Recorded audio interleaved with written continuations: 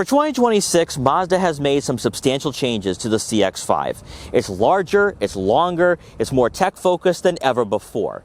But for those of you not looking to buy a Premium Plus coming in at around $40,000 to $42,000, and you're just looking for a great point A to point B vehicle that's not going to break the bank, then maybe, just maybe, the Select trim is going to be the choice for you. In today's video, we're going to do an extensive walk around of the exterior and interior for this Mazda CX-5 Select, see what it's offering and why, under $35,000, this might be an ultimate compact crossover worth checking out this year. Now, before we dive into this video, I want to give a huge shout and thank you to Ira Mazda in Westwood, Massachusetts for letting come down here to check out the CX-5 once again. Their link will be in the description below, so you can check out their extensive Mazda inventory. So as always, let's begin with that pricing. For the 2026 Mazda CX-5 Select, you're looking at a starting cost of right around $32,000. One thing to keep in mind here, though, is that for this generation, all-wheel drive is now standard. So you don't have to worry about tacking on $1,800 or $2,000 for all-wheel drive.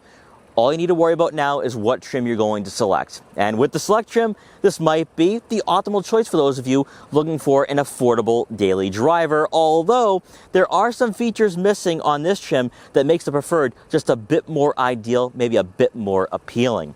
As you take a look at the front fascia for this vehicle, you're going to notice that it's much longer, much larger than last generation. In fact, 4.5 inches longer, making it a more sizable vehicle in this class and also more family-friendly and suitable for American buyers. Now, as you take a look at the front fascia, you are going to have LED daytime running lights and LED headlights for better visibility at night or in adverse weather conditions.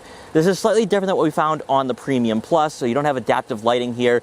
These headlights, just keep that in mind. For the front grille, you're going to notice the same design that we saw last generation with the CX-5. So Mazda has not changed the identity of this model at all. It just looks a bit bigger. However, you don't have like gloss black trim anymore, so it's more plastic here. And for the lower portion of that grille, outlining that grille, is brushed aluminum accents. So they've gone away from the chrome look that really was iconic from Mazda over the last 10 years or so. For the lower portion of the front bumper, here we're going to have plastic cladding. So if you're taking on some snow, some dirt roads, you'll be able to do that very easily here with this vehicle. Also, 8 inches of ground clearance does come standard with the Select, so pretty nice there. As you make our way over to the side profile, you're going to notice the cladding once again outlining the wheel arches and along the side profile. That will deflect the road salt and debris that you will be encountering on your daily commutes. Then for the wheels, we have 17-inch alloys here with the Select, which might be ideal because with the smaller wheel size, this will help out with the road noise, interior comfort, and also, of course, the interior insulation. And one thing we saw with the Premium Plus, interior insulation is pretty top-notch. So with the 17s, this might be a bit better here when it pertains to the road noise on the highway.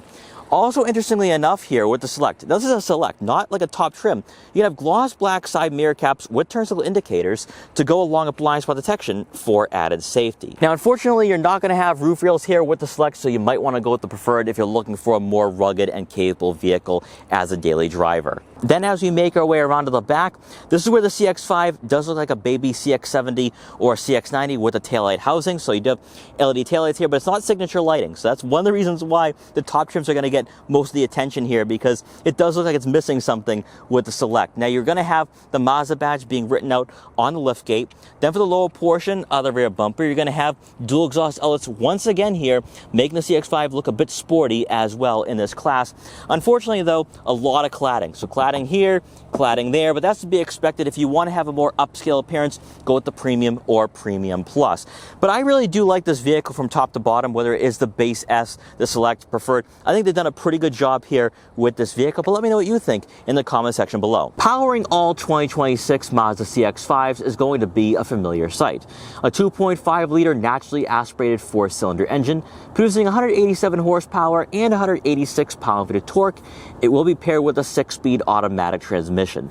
Like I mentioned before, all-wheel drive does come standard, and that pairs up with the 8 inches of ground clearance, making this suitable for year-round driving. Now, when it pertains to fuel economy, you're looking at right on 24 miles per gallon in the city and 30 miles per gallon on the highway. If you want something a bit more efficient, I would say wait for the hybrid model coming very soon, which should give us the performance that we're looking for and also, more importantly, that fuel economy that everyone is desiring right now with gas prices being so high. Hopping inside the Select, this is where you're going to notice some incentives to choose this particular trim over the base S. And honestly, in some ways, a lot of you might look at this as the base model. And it begins with the seats. So you're going to have manually adjustable leatherette trim seats with microfiber inserts for both the driver and passenger.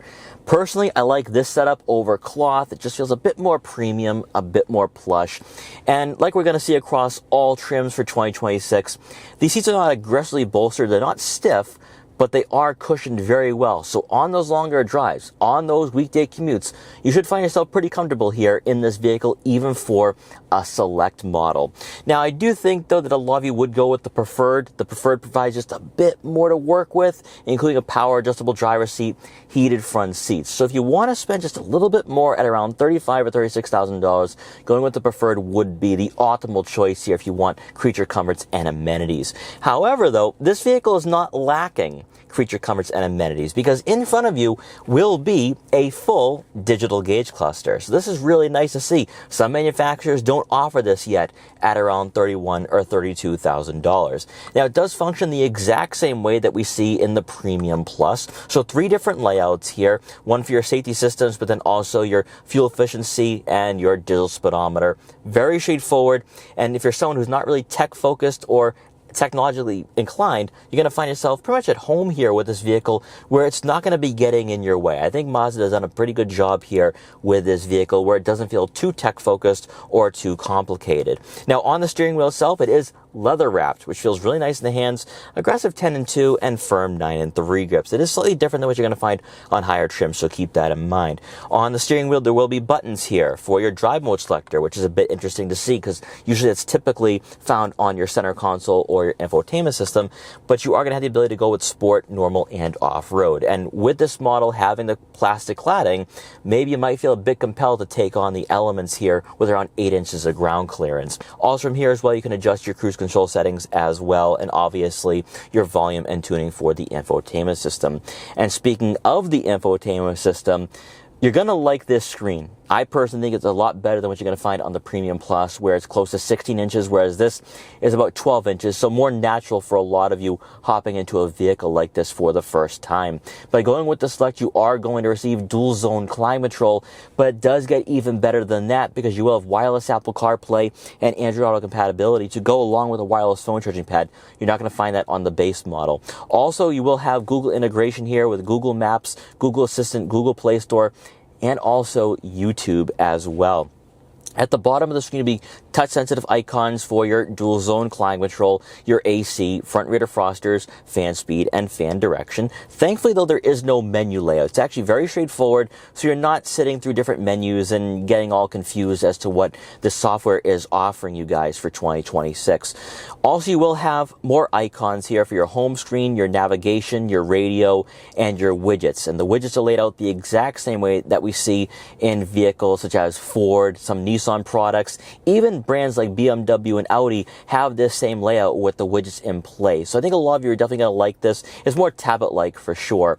Also, you will have more settings here for your vehicle settings and also your general settings, such as your displays, your climate control, safety, vehicle, Bluetooth, network. It's all right here. Probably more importantly will be the vehicle icon, which leads you to your drive mode selector for sport, normal, and off-road, just like we saw with the digital gauge cluster. But you can also access hill descent control, traction control on and off. It's all within arm's reach. Next to that, though, will be your safety systems.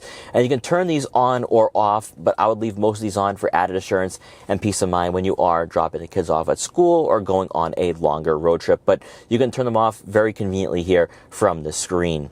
Lastly, one thing I want to point out here is your rear backup camera. So you have a rear backup camera with trajectory. Resolution has improved from last generation. It's a bit bigger than what we had for the 2025 CX-5. Also, there will be a wide angle view as well, give you better visibility when you are parking on city streets or backing out of a garage. Continuing on, beneath the head unit, you're going to find your hazards button here, but then also your front and rear defrosters, so that way it's well within arm's reach during those cold or warm days. For the center console itself, you have 2 cup holders, maybe a tray here for a water wallet or maybe even a smartphone.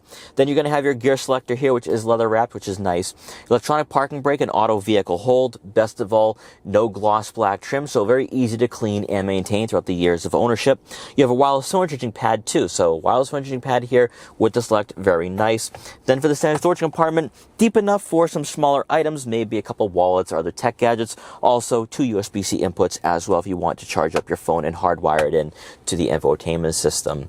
Lastly, you're not going to have a power moonroof. However, one thing I really do like here about the Mazda lineup is that your rear view mirror is auto dimming. Love to see that. That's a nice safety feature here for this vehicle coming in at around $31,900. Then for passengers in the second row, you have right around 40 inches of legroom. That will be seen across all trims for 2026. But interestingly enough, though, for a vehicle of this size, at 184 inches in length, about 4.5 inches longer than last generation, is still one of the smaller vehicles, the more compact crossovers in this class, believe it or not. It is still outsized by the Honda CR-V, Toyota RAV4, Volkswagen Tiguan. So it still has that smaller dimensions that some of you might actually like here, but you're not compromising on interior space. So with 40 inches of legroom, that's right in line with many vehicles in this class. Also, even though you do have an aggressive center hump, I think you can try squeezing in a third person in the center, making this a very flexible model in this market. Now, by going with the Select, you are going to have 2 center-mounted air vents. That is not available on the base model. So you're still going to have that airflow here with this vehicle, which is nice to see for a crossover at this price point. No USB-C outlets, though, for the second row. You have to go higher up in the trim levels for that. However, one thing I do like, though, we do have a center armrest with 2 cup holders. So you're still going to have that comfort that you're looking for out of this vehicle. But if you want more creature comforts and amenities, definitely go with the Preferred. Returning to the rear fascia to take a look at the cargo area for the Select. Unfortunately, you are not going to receive a power liftgate. You'll have to go with the Preferred for the 2026 model to have that.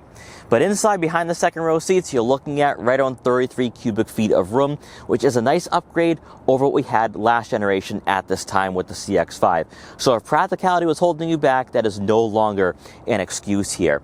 Now, best of all, for our model today, we do have the rear cargo cover installed. So that way, if you do leave valuable items unattended for a while, you'll have that peace of mind knowing that no one will be able to peek in and steal what you have. Also, it's good to know that if you're looking at buying a Select model, you have that available to you. So one thing to keep in mind there. On both sides of the cargo area will be some cubbies for some smaller items, maybe a couple water bottles, car detail equipment, or maybe even a first aid kit. Also, by going with the Select, you are going to receive a spare tire. So if you encounter a flat on those road trips or travels, you can fix that and be back on the road. Now, one thing that's really great to see in modern vehicles right now is that you are going to have quick release latches that will conveniently lower the second row seats. And when those second row seats are lowered, you're looking at right on 66 cubic feet of room. So doubling that space here for the overall cargo area for 2026. It's not class-leading, but it is a nice upgrade over the CX-30 if you are growing with a family or you're just looking for a compact crossover that is affordable and also practical. So guys, thank you so much for joining me today as we checked out this 2026 Mazda CX-5 Select. Let me know in the comment section below what else you want to see out of the CX-5 this year, because there's a lot to talk about. There's just the whole new looks, new technology, but also the trims that I think, more specifically with the Preferred and Premium, are the best bang for your buck right now. And that's excluding the Premium Plus at $40,000. A top trim coming in around $40,000, $41,000. That's pretty impressive. But with the Preferred, with the Select, with the Premium, this could be a great choice here. And in another video, we'll be taking a look at that Premium. So we've already done the Premium Plus review, test drive, everything. Now we're taking a deeper dive into the trims. But guys, once again, thanks so much for watching. Take care, and I'll see you guys next time.